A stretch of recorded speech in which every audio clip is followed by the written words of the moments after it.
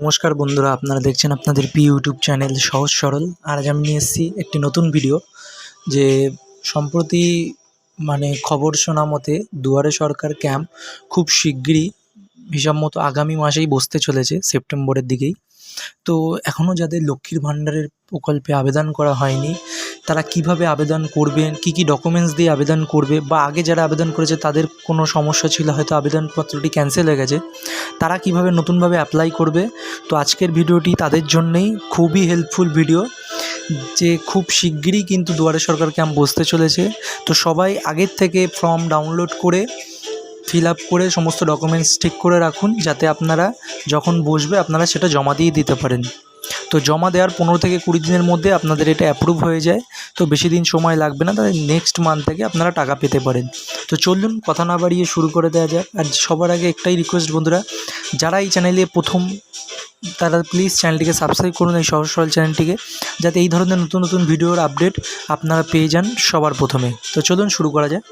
প্রথমে দেখতে পাচ্ছেন government of West Bengal, Paschimbanga সরকার লক্ষ্মীর ভাণ্ডার স্কিম, লক্ষ্মীর ভাণ্ডার প্রকল্পের আবেদনপত্র।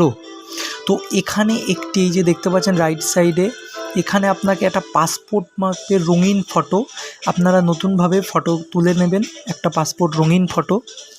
তো এখানটায় যেটা লেখা আছে দেখুন, আবেদনপত্রের আইডি, শুধুমাত্র এখানে যেটা এইখানে হচ্ছে, এখানে কিন্তু আধিকারিকদের জন্য, এখানে আপনারা কোনো রকম কিছু ফিল আপ করবেন না। তারপরে দেখুন এখানে লেখা আছে লক্ষ্মীর ভাণ্ডার প্রকল্পের আবেদন, পার্সোনাল ডিটেলস, দুয়ারে সরকার রেজিস্ট্রেশন নম্বর, এটাও হচ্ছে তারাই দেবে। এবার যেখান থেকে আপনি করবেন যে ফিল আপটা, সেটা হচ্ছে এখান থেকে, এই স্বাস্থ্যসাথী কার্ড নম্বর থেকে। দেখুন এখানে লেখা আছে আপনার স্বাস্থ্যসাথী কার্ড অবশ্যই থাকতে হবে, নাহলে কিন্তু বন্ধুরা আপনাদের হবে না। যাদের যাদের এখনও স্বাস্থ্যসাথী কার্ড নেই, আমার এই চ্যানেলের ডেসক্রিপশন বক্সে আমি এই লিঙ্কটা দিয়ে দেবো, যে স্বাস্থ্যসাথী কার্ড আপনারা কীভাবে বানাবেন, সেখান থেকে ভিডিওটা দেখে আপনারা যথাসম্ভব এটাকে করিয়ে নেবেন। তো দেখুন এখানে স্বাস্থ্যসাথী কার্ড নাম্বারটা আপনাকে এখানে দিয়ে দিতে হবে। দেওয়ার পরে আপনার বাড়ির যিনি মহিলা, তার আধার নম্বরটা এখানে দিয়ে দেবেন। দেওয়ার পরে আপনার যে নাম, সেই নামটা, এটা হচ্ছে আপনার প্রথম নামের প্রথমটা, এবং তারপরে হচ্ছে লাস্ট, আপনার পদবি যেটা হবে সেটা এখান থেকে এইভাবে লিখে দেবেন। লেখার পরে আপনার মোবাইল নাম্বার এটাতে দিয়ে দেবেন।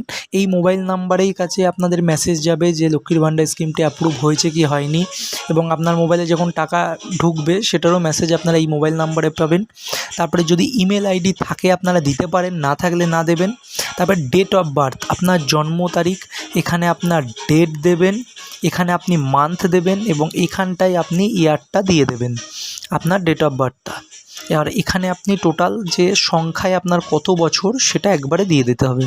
তারপরে আপনার ফাদার্স নেম, আপনার বাবার নাম, যে মহিলা করবেন ফর্মটা, তার বাবার নাম দিতে হবে এখানে, প্রথম নাম এবং লাস্ট নাম, পদবিটা দিতে হবে।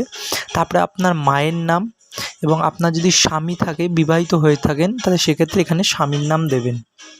দেওয়ার পরে আপনি এখানে দিতে হবে জাতি, আপনার কাস্ট কি, SC ST OBC।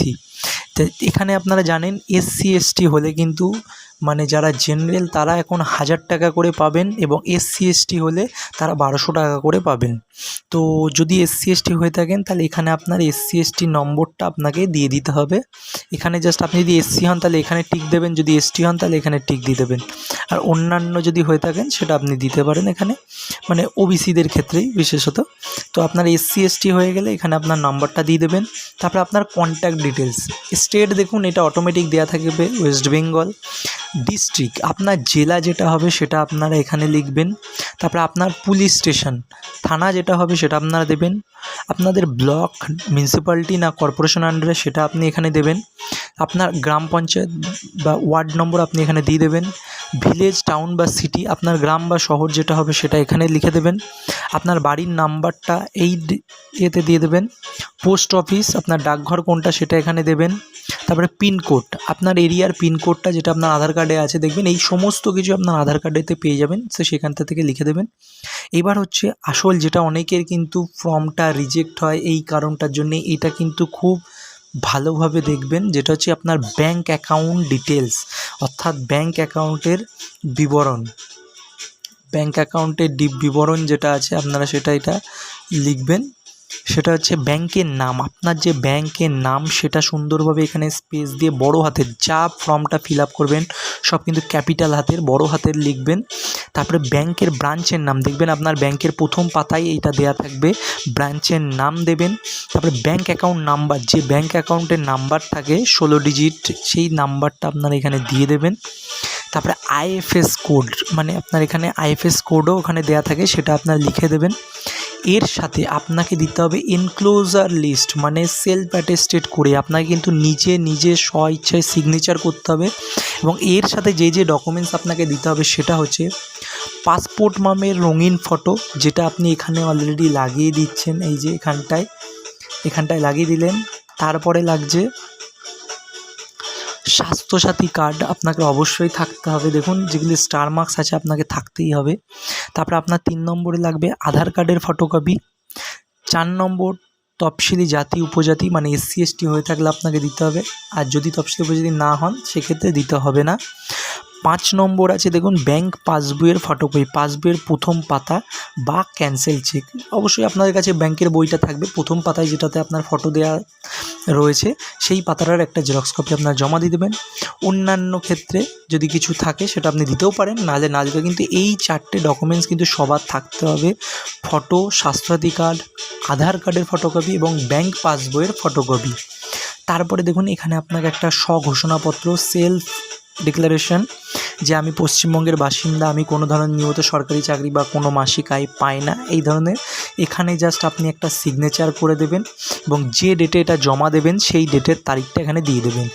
এরপরে এইটা যখন সমস্ত ডকুমেন্টস দিয়ে আপনি যখন দুয়ারে সরকার ক্যাম্পে যাবেন, তো সেখানে আপনি এটা চাইলে ফিল আপও করে নিয়ে যেতে পারেন, বা আপনি না করলেও ওখান থেকে আপনাকে এটা লিখে দেবেন। যেমন আপনি আপনার নামটা এখানে লিখে দেবেন, আপনি লক্ষ্মীর ভাণ্ডারের প্রকল্পে আবেদন এত তারিখে জমা করেছেন সেটা লিখে দেবেন, আপনার মোবাইল নাম্বার এবং স্বাস্থ্যসাথী কার্ড নাম্বার এখানে লিখে দেবেন, আধার নাম্বারটা দিয়ে দেবেন। তারা এখানে একটা, যে রিসিভ করছে এই কপিটা, সে আপনাকে একটা সই করে একটা স্ট্যাম্প দিয়ে আপনাকে এটা জমা দিয়ে নেবে। আর এই যে কপিটা দেখছেন এখান থেকে দেখবেন অ্যাকনলেজমেন্ট, স্বীকৃতিপত্র, এইখান থেকে দেখছেন কেটে আপনাকে এই পেজটা দিয়ে দেবেন। এই কেসটা দিয়ে দিলে আপনি এটাকে রেখে দেবেন। এটাই হচ্ছে মূল ফর্ম। তো বন্ধুরা দেরি করবেন না, যে যে ডকুমেন্টস বললাম সেগুলো অবশ্যই আপনি কারেকশান করে ঠিকঠাকভাবে রাখুন। আপনাদের যদি নেক্সট মান্থে দুয়ারে সরকার বসবে, নেক্সট মান্থে, তারপরের মাস থেকেই আপনারা টাকা পেতে শুরু করবেন, নাহলে কিন্তু আবার ভুল হয়ে গেলে কিন্তু আবার আপনাদের বন্ধ থাকবে।